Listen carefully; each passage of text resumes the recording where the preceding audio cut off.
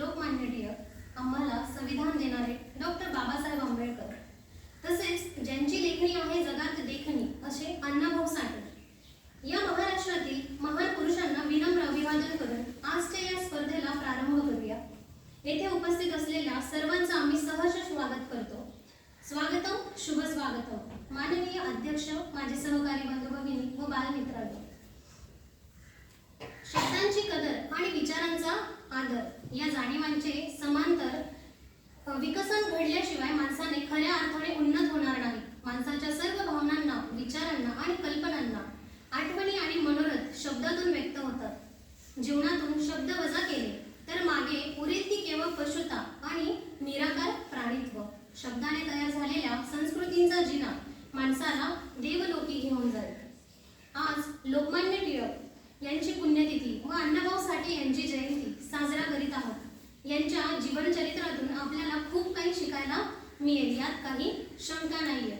विद्यार्थी मित्रांनो, जास्त वेळ न घेता मी स्पर्धेला सुरुवात करते. प्रथम लहान गटातून लोकमान्य टिळक व अण्णाभाऊ साठे यांच्या जीवनचरित्रावर प्रकाश टाकावयास येईल. प्रथम इयत्ता 7वीतून डॉलेश्वरी Sunil Nikumbh.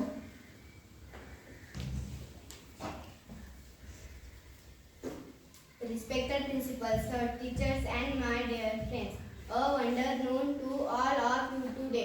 On this special occasion, I call likes to pick some words on the topic Bal Gangadhar Tilak. My name is Doleshwari Sunil Nikum. Today I am going to tell about Bal Gangadhar Tilak. Lokmanya Tilak was the great freedom fighter of the Indian freedom struggle. His full name was Lokmanya Bal Gangadhar Tilak. He was born on 23 July 1856 in Ratnagiri, Maharashtra. Lokmanya Tilak completed his graduation in Deccan College, Pune.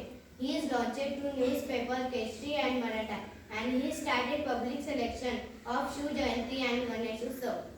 His popular statement on Swarajya is my birthright and I will get it wrote book Gita Rahas, and he passed away 1st August 1920. Thanks.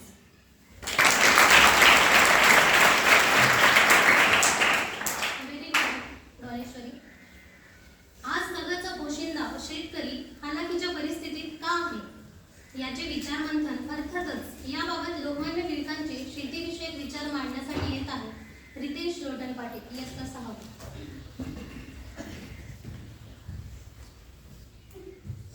सन्माननीय व्यासपीठ, आदरणीय गुरुजनवृंद आणि माझे मित्रवृंद, सर्वांना माझे नमस्कार. आज मी आपल्याला लोकमान्य टिळकांचे शेतीविषयी विचार करणार आहे. शेतीला जर अधिक तेजीस आणायची असेल तर तिला उद्योजनाचे पाठबळ देणे अति आवश्यक आहे. हे टिळकांचे मत. शेवटी शेती शहर चालवायचे आहे म्हणून टिळक